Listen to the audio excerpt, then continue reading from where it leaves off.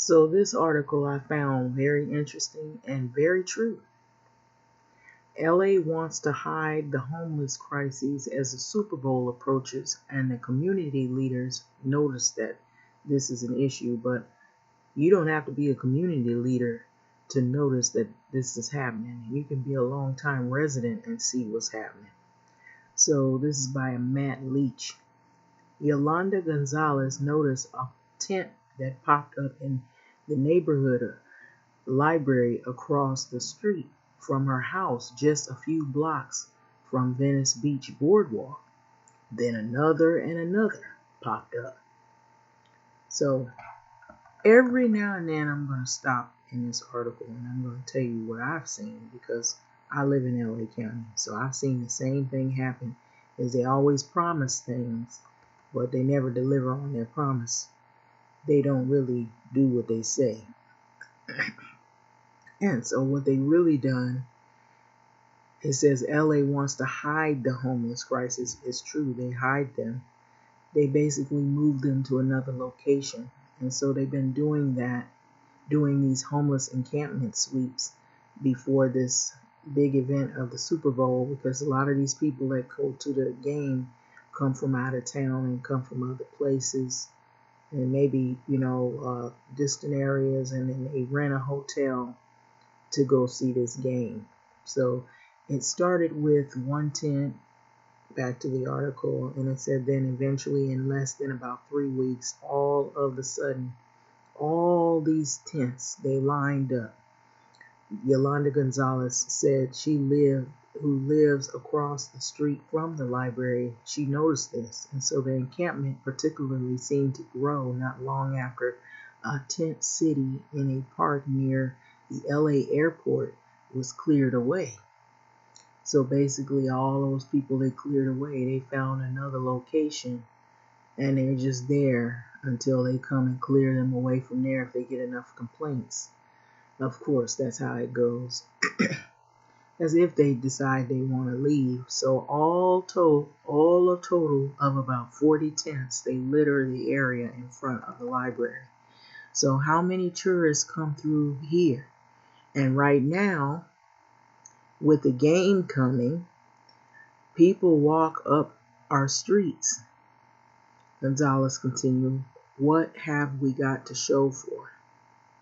This is embarrassing. So last summer, more than 200 homeless campers were cleared from the Venice Beach in a major operation. So residents said that they have seen some cleanups around the city, but encampments continue to emerge. Founder of Haven Shared Housing founder Heidi Roberts calls waterbed syndrome is what they call it. And so like you press here and it bumps up over here. You press here, it bumps up over here, Robert said. So it seems like they're spending millions and millions of dollars just to shift people around to different neighborhoods, when if they were smart about this, they could actually solve the problem. So the city wants to hide the crisis from the national spotlight ahead of the Super Bowl.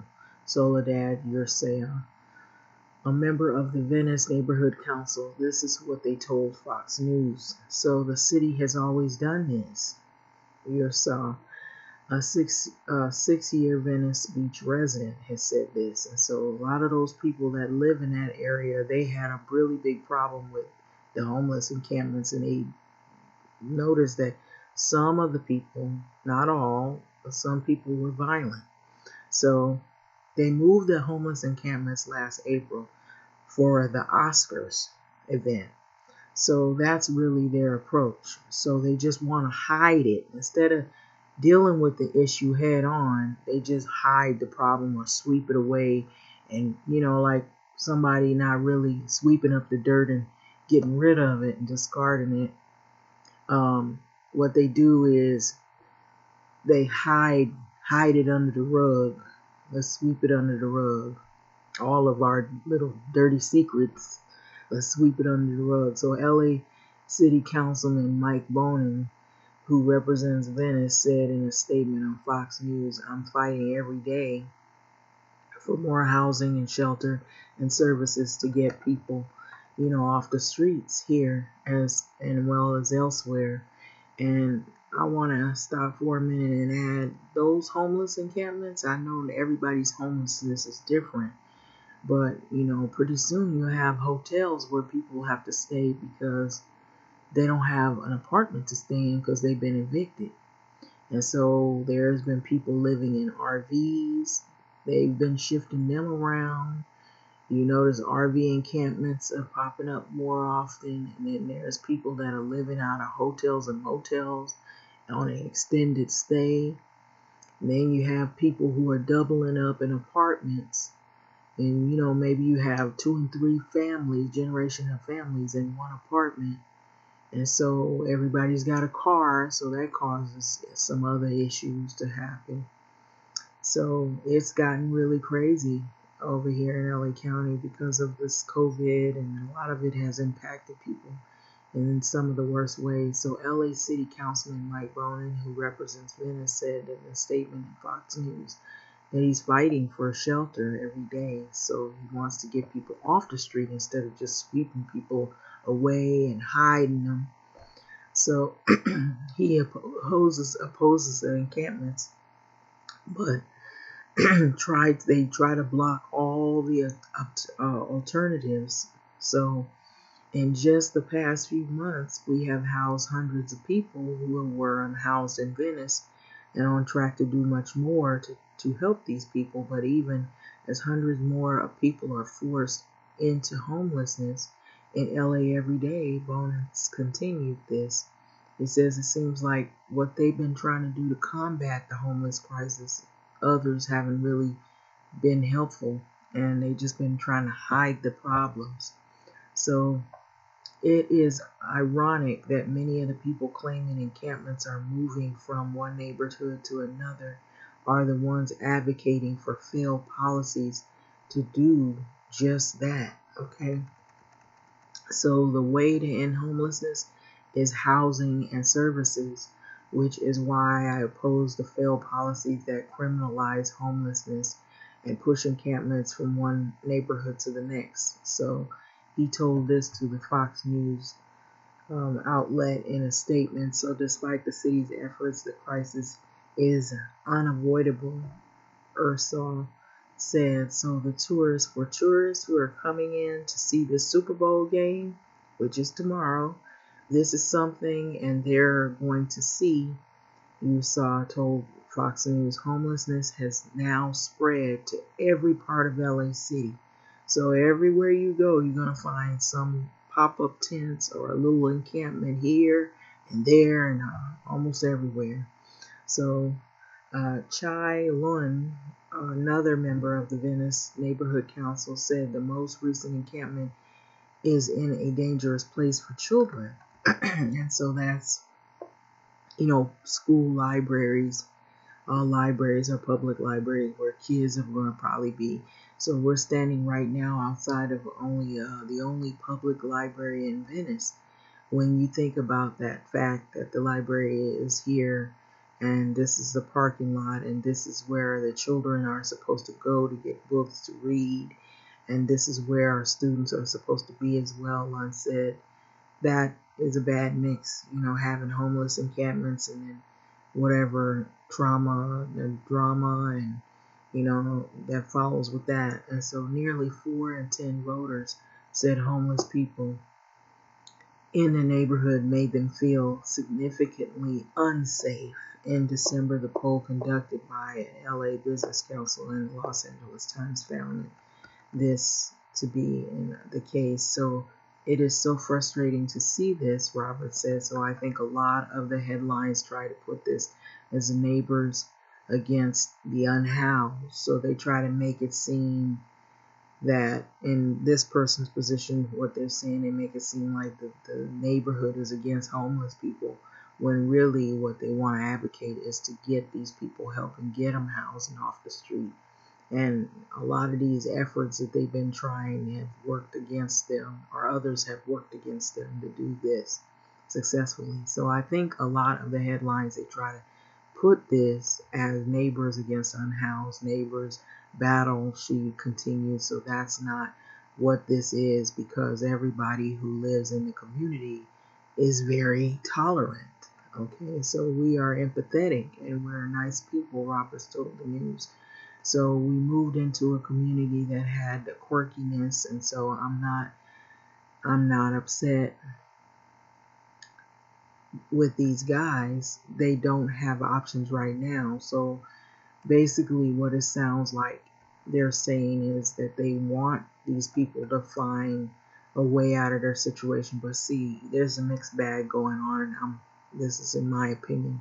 You got some people who might have got caught up in this whole COVID pandemic. They lost jobs and they didn't have rent. And some ended up, might have been, so bad that they ended up on the street. They might not have any other family or any other support system.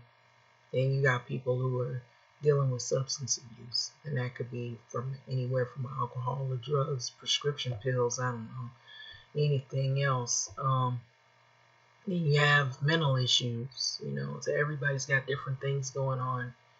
Maybe there's like a lot of death in the family. Maybe the support system they might have had, they lost it through COVID. It could be a number of things. Maybe they are sick with something and they lost everything, lost their job, couldn't pay their bills, whatever, and they thrust them in on the street.